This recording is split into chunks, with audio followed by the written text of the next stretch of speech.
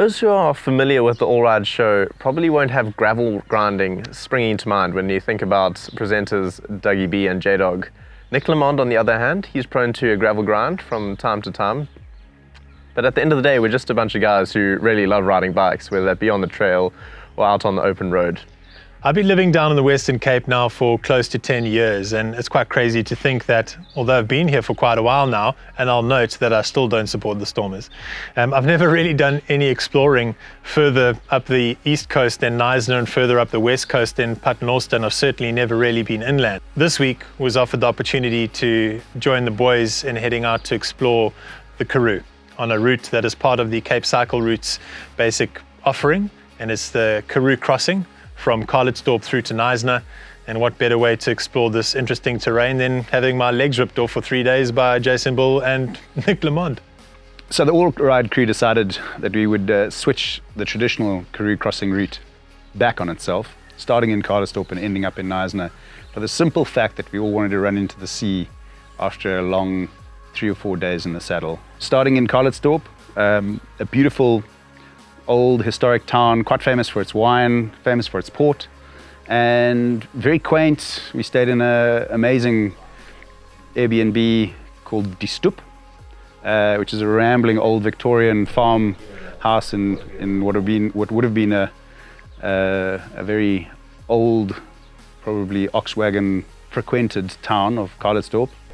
And we rolled out at sunrise, with the sun glancing off the Swartberg pass and the mountain range just in front of that, and hit some pretty serious rolling hills. The route is beautiful in that it really gives you an opportunity to slow down and connect with the people that are, on their way to work or farming in the area, and really to just take a moment to sort of observe what's actually going on, which you don't get when you're cruising by in a car. For the first rolling hills, there were a couple of river crossings, got our feet a little bit wet here and there, and rolled off to the turnoff for the Kango Caves. We may have actually overshot that by 10 kilometers due to some errors in navigation by one of our esteemed teammates, whose sole job was to take care of navigation.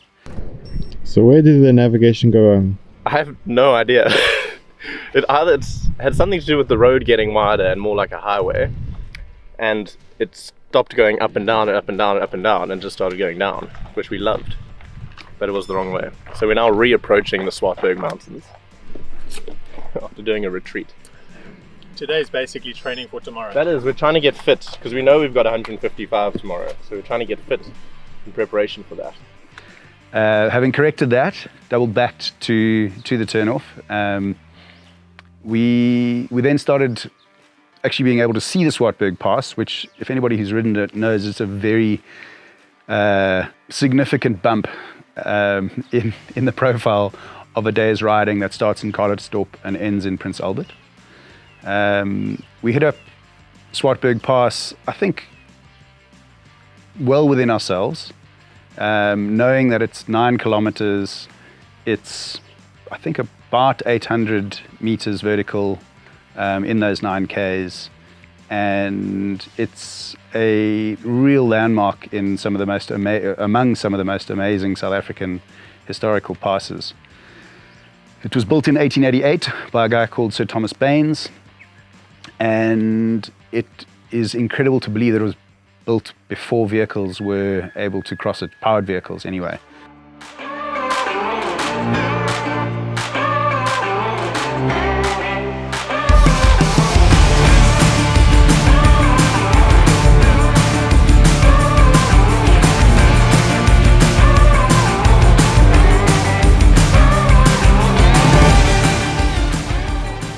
From the top, you've got spectacular views down toward Oudtshoorn, and then as you look towards the Groot Karoo and the town of Prince Albert, you look down this incredible gorge that's just lit up with red rock all around you. We begin the descent, and if the climb to the top is a grind, the descent is pure joy. My word!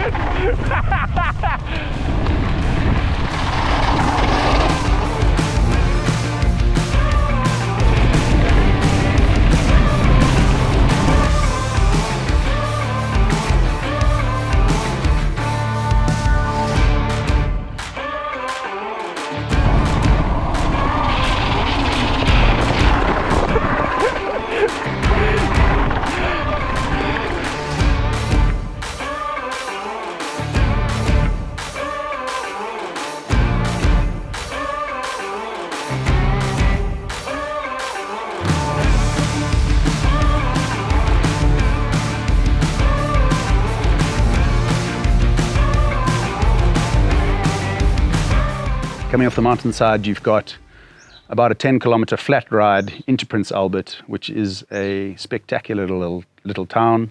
And we couldn't go past the Lazy Lizard. Had an amazing burger all round. I think it was 4 burgers and some milkshakes. And we were pretty much back up to the level that we left Karoo in, which is well-fed and happy campers. Cruised through the town, again, a very beautiful, quaint, historic town. And we found our way to the Karoo Kaya, which is a little small holding on the outskirts of town. And we're looking forward to an incredible hearty meal here in preparation for a really big day 2.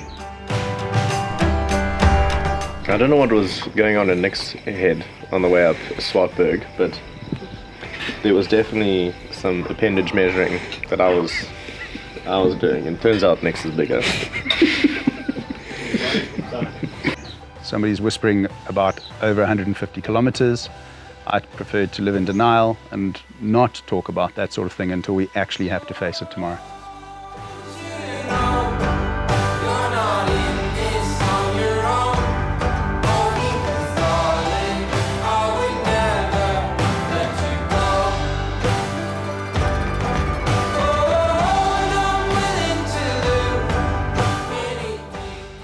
So with a 3-day trip of this nature, one of the days is going to be a beast.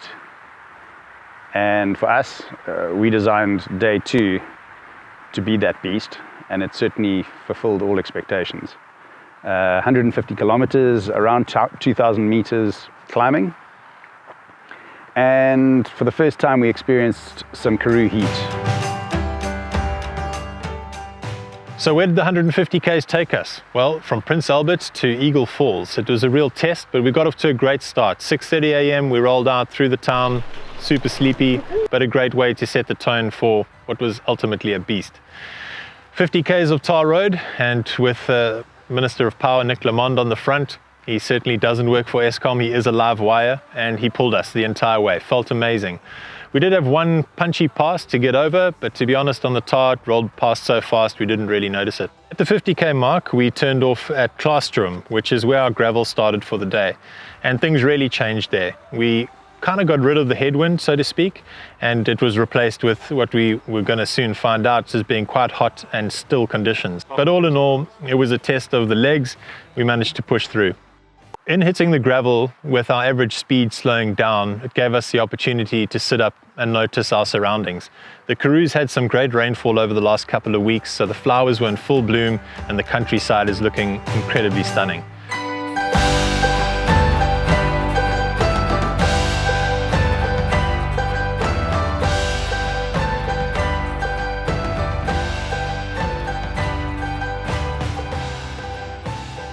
A particular section of the route that all of us were looking forward to today was the Meringspoort Pass, and for a number of reasons. When you get into that valley, you truly appreciate the scale of what you're riding through. The mountains are remarkable, to the point where you stop and remark at how remarkable they are.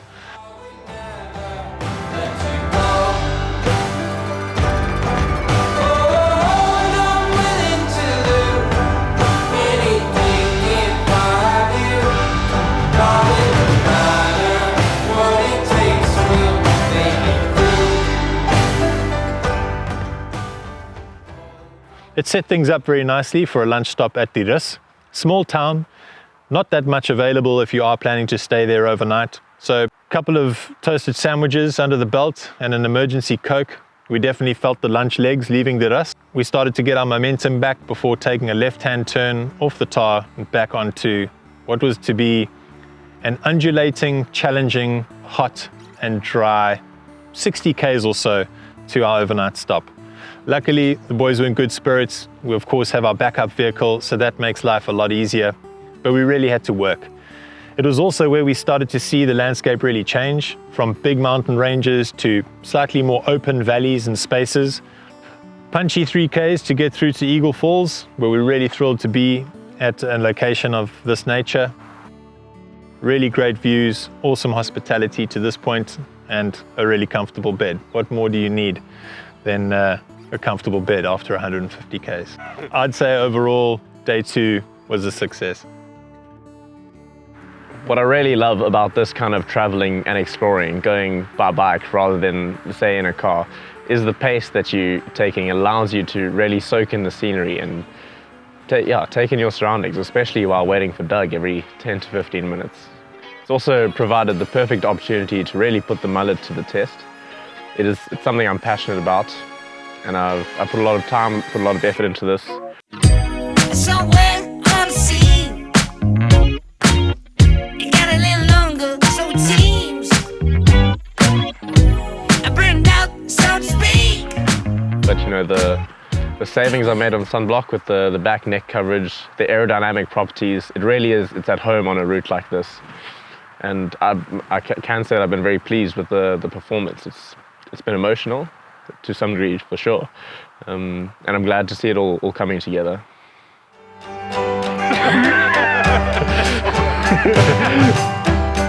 I think it goes without saying that all three of us underestimated what day 3 had in store for us. It ended up being 131 Ks with just over 2,000 meters of climbing. The day was definitely set to be a punchy one. Departing from Eagle Falls with an early start, we got back onto the Knysna road and finished our last 30 kilometers there. Very similar rolling hills that we had grown quite used to by now. It was incredible to just see those stunning farmlands there and enjoy the last bit of the Karoo before we turned south towards Knysna. The passes that we encountered along this road were absolutely stunning.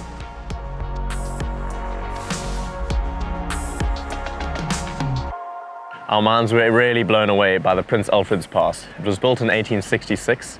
It's a dirt road that drops over 800 meters on its way down towards Knysna.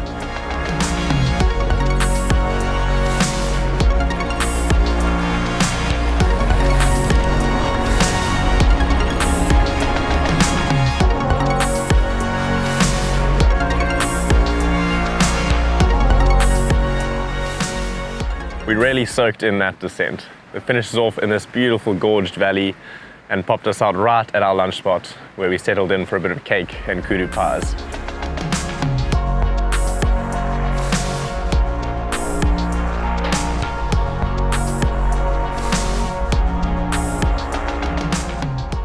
The owner of the restaurant where we stopped for lunch did warn us that there are going to be many hills ahead of us, and they're not going to be short either. This is my time. This is Doug knows what I do. I sprint when I'm feeling too tired. I'm going to have to start sprinting. We set away at waking up the lunch legs on the first climb, which was about 6 kilometers, and was definitely a good indicator of what was to come. It's good. We're aching all over the body, but the spirits are high. The landscape is changing. There are just more mountains than I thought existed in the world. That sounds like rubbish, but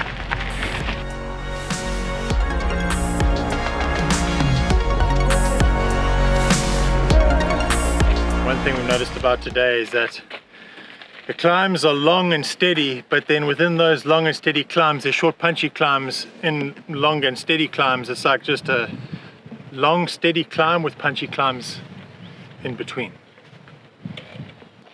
But at least the climbing's not over yet. Yeah. Good news, more to come. When they said 8 out of 10 in terms of difficulty, they were wrong. It is a 12 out of 10. If you do it in 3 days. When you run out of... Do you want any of this? I don't know, we didn't run out of anything, we just didn't feel like taking the time. They prescribe this magic juice to long distance horse jockeys, so that when out on a long ride, if the horse dies, the jockey takes this and can actually carry the horse home. I want some on my tongue. Put that in your mouth, just take the rest of it.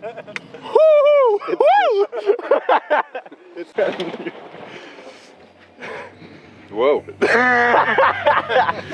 It was amazing to see the scenery and the landscape change from the Karoo into the luscious forest that Knysna is known for. We moved towards the deep Villa forest, a lot of up, more than the down. We really appreciated the shade that the canopy was giving off. Seeing all those rich greens, it really was an incredible change of scenery, a nice change of pace as well. The climbs were definitely getting a bit sharper, but having the shade helped to take the edge off there. A little bit of route debate as to whether we descend into the bowels of the forest and rope climb our way out, because apparently it's a bit steep, or we stay on top. It looks like We're going to make a really unwise decision. Descend into the bowels of the forest.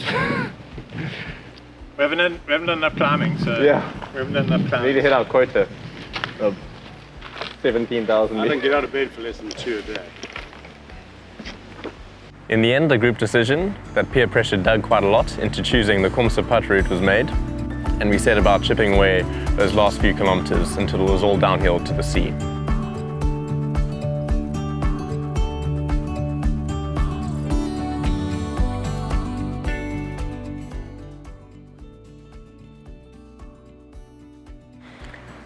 Finishing off the day in Knysna was absolutely spectacular. The beauty of the area is stunning, and being able to hop into the sea afterwards for a rinse off to clean out the mullet was real bliss. Couldn't have thought of a better way to finish off our gravel tour through from Karoo. So this Karoo crossing for me has been a journey into the unknown, and I've had very little to do with the navigation and less to do with the logistics, and I've been a very silent partner in the build-up to this event. It's been an absolute pleasure to be the fenter trailer hitched to Doug and Jason as they've cruised through the Karoo. And what I've come to realize is the part of this type of riding that I really enjoy is the journey into the unknown, and just being open to new experiences. And then ironically, I found out that I've ridden most of this route in various mountain bike races over the years.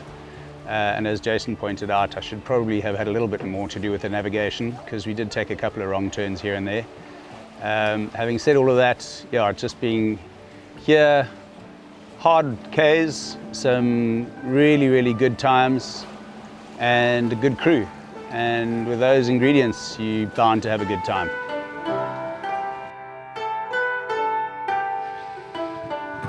Thank you for joining us on our Karoo crossing journey. Hopefully we have inspired you to get out and do your own adventures. If you want more information on this route or other routes like it, head over to capecycleroutes.co.za. And if you want to learn more about the bikes we're riding and how to prepare for a ride of this nature, click the card above.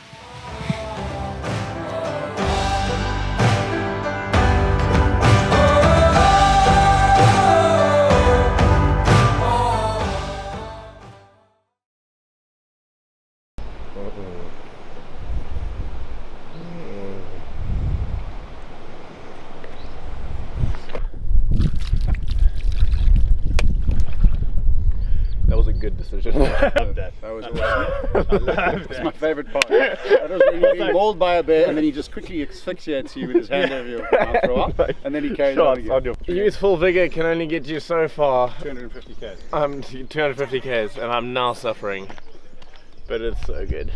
Well over 3. All the